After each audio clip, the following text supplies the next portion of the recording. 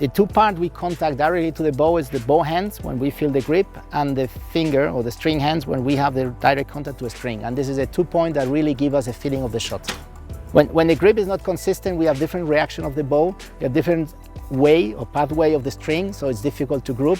We also have little reaction that grab the bow, or we can have pushing the bow, which is not ideal. It's difficult to make it consistent. In the string hands, we use to make too much tension when it's not in a good grip, or when we are sliding and then trying to bring back, we make it inconsistent, so the release is difficult to make it in a proper way. So it's add inconsistency to the shot, which we don't want. The critical part when we release the string is to make sure that the string is always coming from the same position, that is not starting in weak and shorter or longer position, which will add more or less effort, which at the beginning you have more speed or less speed, more parabole, and this increases the inconsistency a lot.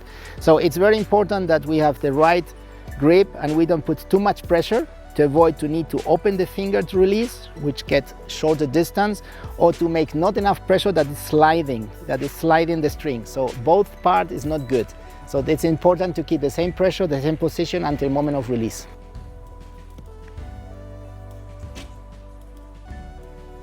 Regularly, when I observe archers that come here to the center to improve, there's a tendency to have the string too much on the tip of the fingers.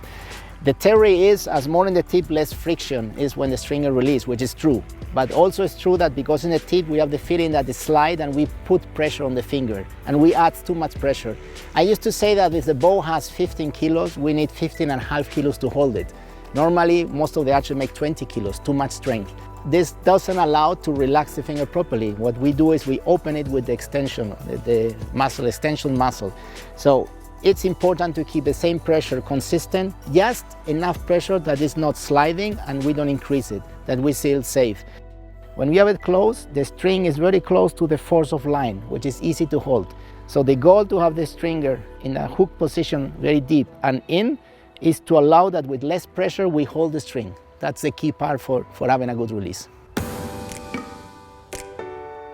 I used to have 3 exercises to train a proper release. The first one is about keeping the shape, the second is about keeping the tension, and the third one is about keeping it in the follow-through.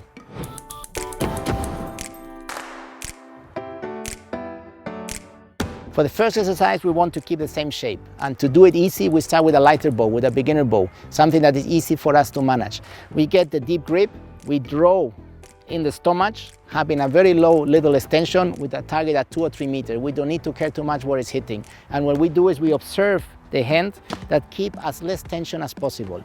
And in this position, when we are ready, we just relax the hand. We don't need to open, we don't need to release, we just relax the hand. It's the string which win our fingers tension. And that's the best way to do a proper release, by relaxing the hand and not by opening the finger. The next progression is to do the same thing a bit higher. With the beginner bow, we go on higher, we keep the hand a bit bent to avoid to have a full draw, and with the same exercise, now by watching, but by feeling. And we just relax the finger. No need to make follow through, just keep relaxing. We feel the stringer win our fingers. The third one is a proper shot. We extend the arm, we come a proper shot, and we are ready with the same position, we relax the finger. Again, it's not important to make a follow through, it's just to feel how the hands relax. That's the key part to make a good release.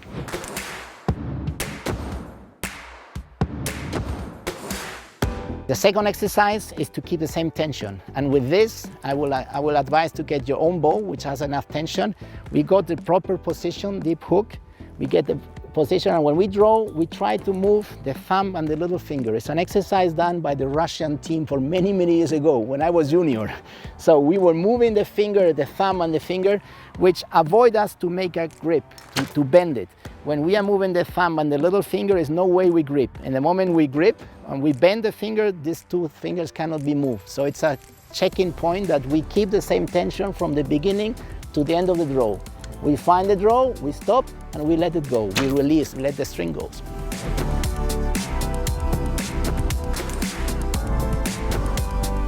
The third exercise is to make sure that we keep the same tension after the shot. Many archers feel or believe that when they release, they need to open the finger and the hand need to be relaxed. In fact, that's bring us new inconsistency. This exercise is just to focus that when you finish the shot, you keep in the same shape. In the moment of release, we relax a little bit the finger and we keep the finger the same shape. You can do it with a mirror, you can do it with a tablet, with a delay video, but it's important you feel the fingers are in the same shape, and the position you can see and feel that you have not opened the finger and finished with the finger tense. No matter how good you are, no matter level you are, a beginner, intermediate or high level, improving the release, improving the grip and making it consistent make you a better archer and better grouping.